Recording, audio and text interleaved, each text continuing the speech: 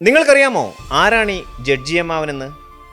നീതിപീഠത്തിൻ്റെ പടികൾ കയറുന്ന ഓരോ മനുഷ്യൻ്റെയും ഉള്ളിൽ ഒരു കനലുണ്ട്. അത് നീതിക്ക് വേണ്ടിയുള്ള ദാഹമാണ്. തെളിവുകളും വാദമുഖങ്ങളും നിയമത്തിൻ്റെ സങ്കീർണതകളും നിറഞ്ഞ കോടതി മുറികളിൽ പലപ്പോഴും സത്യം തമസ്കരിക്കപ്പെടുമോ എന്ന ഭയം സാധാരണക്കാരെ പിടികൂടാറുണ്ട്. എന്നാൽ കേരളത്തിലെ കോട്ടയം ജില്ലയിൽ പൊൻകുന്നത്തിനടുത്ത് സ്ഥിതി ചെയ്യുന്ന ഒരു ചെറിയ ക്ഷേത്രം ഈ ഭയത്തിന് ആത്മീയമായ ഒരു ആശ്വാസം നൽകുന്നു. അതാണ് പ്രസിദ്ധമായ ചെറുവള്ളി ജഡ്ജിയമ്മാവൻ കോവിൽ. ഒരു ജഡ്ജി ദൈവതുല്യനായി ആരാധിക്കപ്പെടുക എന്നത് ലോക ചരിത്രത്തിൽ തന്നെ അപൂർവമായ ഒന്നായിരിക്കും. സ്വന്തം തെറ്റിൽ പശ്ചാത്തപിച്ച് മരണശിക്ഷ ഇരന്നു വാങ്ങിയ ഒരു നീതിമാന്റെ കഥയാണിത്.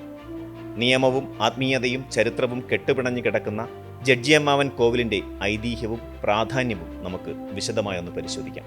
തിരുവിതാംകൂർ ചരിത്രത്തിലെ സുവർണ കാലഘട്ടമായി കരുതപ്പെടുന്ന 18-ാം നൂറ്റാണ്ടിലാണ് ഈ കഥ നടക്കുന്നത്. ധർമ്മരാജ എന്നറിയപ്പെട്ടിരുന്ന കാർത്തിക തിരുനാൾ രാമവർമ്മ മഹാരാജാവിൻ്റെ ഭരണകാലം. അക്കാലത്ത് തിരുവിതാംകൂറിലെ സദർ കോടതിയിലെ ജഡ്ജിയായിരുന്നു തിരുവല്ല തലവടി സ്വദേശിയായ ഗോവിന്ദപിള്ള.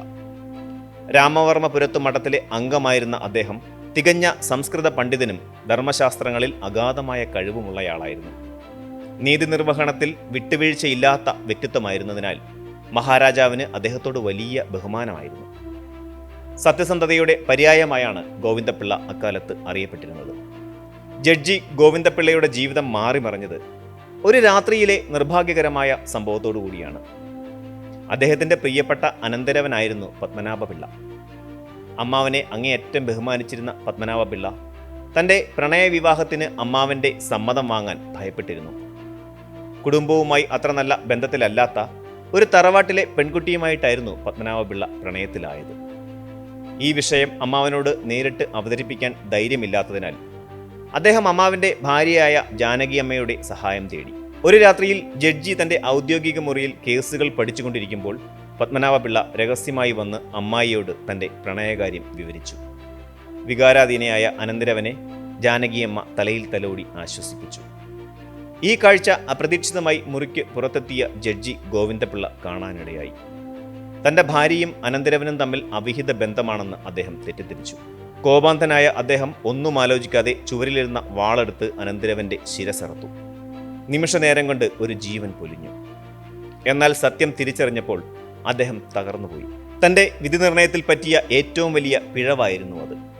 ഒരു സാധാരണക്കാരനായിരുന്നു ഈ തെറ്റ് ചെയ്തതെങ്കിൽ ഒരുപക്ഷെ നിയമത്തിൻ്റെ പഴുതുകളിലൂടെ രക്ഷപ്പെടാമായിരുന്നു. എന്നാൽ മറ്റുള്ളവർക്ക് നീതി പകർന്നു നൽകുന്ന താൻ തന്നെ ഒരു നിരപരാധിയെ കൊന്നത് അദ്ദേഹത്തിന് സഹിക്കാനായില്ല. അദ്ദേഹം ഉടൻ തന്നെ മഹാരാജാവിൻ്റെ അടുത്തെത്തി കുറ്റസമ്മതവും നടത്തി. തനിക്ക് വധശിക്ഷ നൽകണമെന്ന് അദ്ദേഹം അപേക്ഷിച്ചു. എന്നാൽ ജഡ്ജിയോടുള്ള ബഹുമാനം കാരണം രാജാവ് ആദ്യം വിസമ്മതിച്ചു. അറിയാതെ പറ്റിയ തെറ്റല്ലേ, സാരമില്ല എന്ന് പറഞ്ഞ രാജാവ് അദ്ദേഹത്തെ ആശ്വസിപ്പിച്ചു. പക്ഷേ ഗോവിന്ദപിള്ള വഴങ്ങിയില്ല. നിയമം എല്ലാവർക്കും ഒരുപോലെയാണെന്ന് അദ്ദേഹം വാദിച്ചു. ഒടുവിൽ രാജാവ് പറഞ്ഞു, ശരി, താങ്കൾ തന്നെ താങ്കൾക്കുള്ള ശിക്ഷ വിധിക്കുക, ഞാനത് നടപ്പിലാക്കാമെന്ന്. ഗോവിന്ദപിള്ള തൻ്റെ ശിക്ഷ ഇപ്രകാരം എഴുതി: പ്രതിയെ മരണം വരെ തൂക്കിലേറ്റണം. തൂക്കിലേറ്റുന്നതിനു മുമ്പ് പാദങ്ങൾ മുറിച്ചു മാറ്റണം. മൃതദേഹം 3 ദിവസം പ്രദർശിപ്പിക്കണം. സ്വന്തം നാട്ടിൽ വെച്ച് തന്നെ ഈ ശിക്ഷ നടപ്പാക്കണമെന്ന് അദ്ദേഹം ആവശ്യപ്പെട്ടു.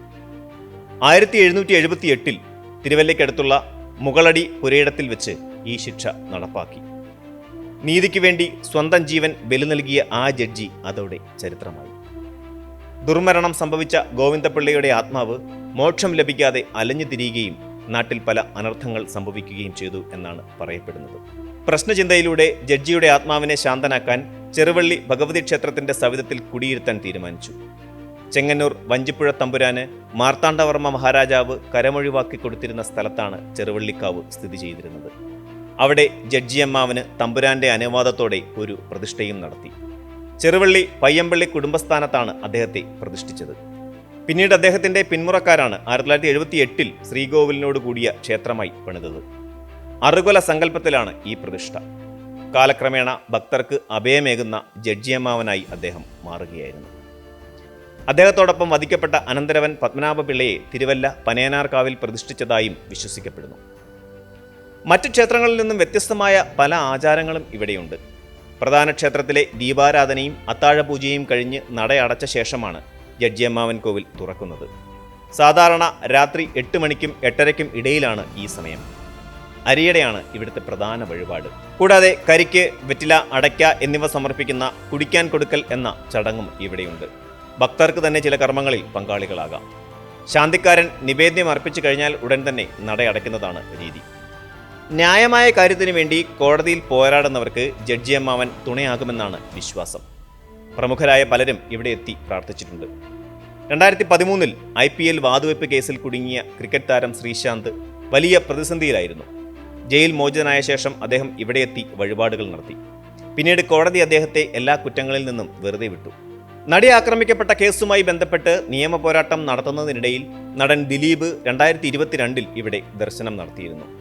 തന്റെ നിരപരാധിത്വം തെളിയാൻ അദ്ദേഹം ജഡ്ജിയമ്മാവനെ ശരണം പ്രാപിച്ചു. 2025 ഡിസംബർ 8 കോടതി ദിലീപിനെ വെറുതെ വിടുകയായിരുന്നു. നിലവിൽ ബലാത്സംഗ കേസിൽ അകപ്പെട്ട കോൺഗ്രസ് MLA രാഹുൽ മാങ്കൂട്ടത്തിലും ജഡ്ജിയമ്മാവൻ കോവിലിൽ ദർശനം നടത്തി. ഇവരെ കൂടാതെ നിരവധി പ്രമുഖ രാഷ്ട്രീയ നേതാക്കളും ഉന്നത ഉദ്യോഗസ്ഥരും ജഡ്ജിമാരും വരെ ഇവിടെ രഹസ്യമായും പരസ്യമായും ദർശനം നടത്തുന്നുണ്ട്. ഇന്നത്തെ ശാസ്ത്രീയ യുഗത്തിൽ ഇത്തരമൊരു വിശ്വാസത്തിന് എന്ത് പ്രസക്തി എന്ന് പലരും ചോദിച്ചേക്കാം. എന്നാൽ ഇതിനെ കേവലം ഒരു അന്ധവിശ്വാസമായി കാണാനാകില്ല. സ്വന്തം തെറ്റിന് ശിക്ഷ ഏറ്റുവാങ്ങിയ ഒരാളെ ആരാധിക്കുന്നതിലൂടെ സത്യസന്ധതയ്ക്കും നീതിക്കും സമൂഹത്തിൽ ലഭിക്കുന്ന വലിയ സ്ഥാനമാണ് വ്യക്തമാകുന്നത്. വർഷങ്ങളോളം നീളുന്ന കോടതി വ്യവഹാരങ്ങൾ ഒരാളെ മാനസികമായി തളർത്തുകയാണ് ചെയ്യുന്നത്. അത്തരം സാഹചര്യങ്ങളിൽ ഇങ്ങനെയൊരു ദർശനം അവർക്ക് വലിയ ആത്മവിശ്വാസം നൽകുന്നു. ഈ ഐതിഹ്യത്തെ വെറുമൊരു അത്ഭുത കഥയാണോ അല്ലെങ്കിൽ ഏത് കുറ്റവാളിക്കും അഭയം നൽകുന്ന ഇടമായോ ആരും തെറ്റിദ്ധരിക്കരുത്.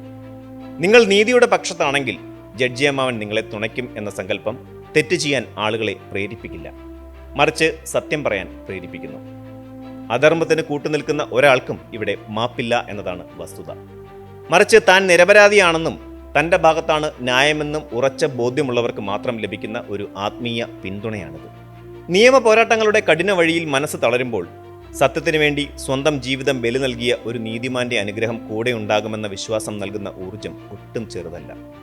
ഈ വിശ്വാസത്തെ ആ രീതിയിൽ വേണം നാം സങ്കല്പിക്കാൻ. കാലങ്ങളായി സത്യത്തിനും ധർമ്മത്തിനും വേണ്ടി നിലകണ്ട ഒരു പിതാമഹന്റെ ചൈതന്യം തങ്ങളെ വഴി നടത്തുമെന്ന പ്രതീക്ഷയാണ് ഓരോ ഭക്തനെയും ഈ തിരുനടയിലെത്തിക്കുന്നത്. കോട്ടയം ജില്ലയിലെ പൊൻകുന്നത്തിനും മണിമലയ്ക്കും ഇടയിലാണ് ഈ ക്ഷേത്രം സ്ഥിതി ചെയ്യുന്നത്. പൊൻകുന്നം ടൗണിൽ നിന്നും ഏകദേശം 8 കിലോമീറ്റർ ദൂരമാണ് ഇവിടേക്കുള്ളത്. വിശ്വാസങ്ങൾക്കും യുക്തിക്കും അപ്പുറം പ്രകൃതിയുടെ പച്ചപ്പിനാൽ ചുറ്റപ്പെട്ട ഈ ക്ഷേത്രത്തിന്റെ ശാന്തത മനസ്സിന് നൽകുന്ന നിർവൃതി വിവരണാതീതമാണ്. കോടതി വ്യവഹാരങ്ങളുടെയും കേസുകളുടെയും മാനസിക സമ്മർദ്ദത്തിൽ ഉഴലുന്നവർക്ക് ഇവിടെ എത്തുമ്പോൾ ലഭിക്കുന്ന ആശ്വാസം വളരെ വലുതാണ്. കേസിൽ വിജയിച്ചാലും ഇല്ലെങ്കിലും ഈ ക്ഷേത്രമുറ്റത്തെ ശാന്തതയിൽ അല്പനേരം ഇരിക്കുന്നത് മനസ്സിന്റെ ഭാരമിറക്കി വയ്ക്കാൻ ഏതൊരാളെയും സഹായിക്കും എന്ന കാര്യത്തിൽ യാതൊരു തർക്കവുമില്ല. ചെറുവള്ളി ജഡ്ജിയമ്മാവൻ കോവിൽ വെറുമൊരു ആരാധനാലയമല്ല. അത് കുറ്റബോധത്തിൻ്റെയും പശ്ചാത്താപത്തിൻ്റെയും നീതി നിർവഹണത്തിൻ്റെയും ഒരു വലിയ പാഠപുസ്തകമാണ്. നിയമത്തിൻ്റെ നൂലാമാലകളിൽ കുടുങ്ങി ശ്വാസം മുട്ടുന്നവർക്കും ലോകം മുഴുവൻ ക്രൂശിക്കുമ്പോഴും താൻ നിരപരാധിയാണെന്ന് ഉറച്ചു വിശ്വസിക്കുന്നവർക്കും ഈ സന്നിധി ഒരു വലിയ ആശ്വാസമാണ്. നീതി ലഭിക്കാൻ വൈകുന്നത് നീതി നിഷേധിക്കുന്നതിന് തുല്യമാണെന്ന് പറയാറുണ്ട്. എന്നാൽ വൈകിയാണെങ്കിലും നീതി ലഭിക്കുമെന്ന ഉറച്ച വിശ്വാസം ഈ തിരുനട ഓരോ ഭക്തനും നൽകുന്നുണ്ട്. സത്യത്തിൻ്റെ പാതയിൽ സഞ്ചരിക്കുന്നവർക്ക് ജഡ്ജിയമ്മാവൻ എന്നും ഒരു കാവലാളായി ഉണ്ടാകുമെന്ന് വിശ്വസിക്കപ്പെടുന്നു.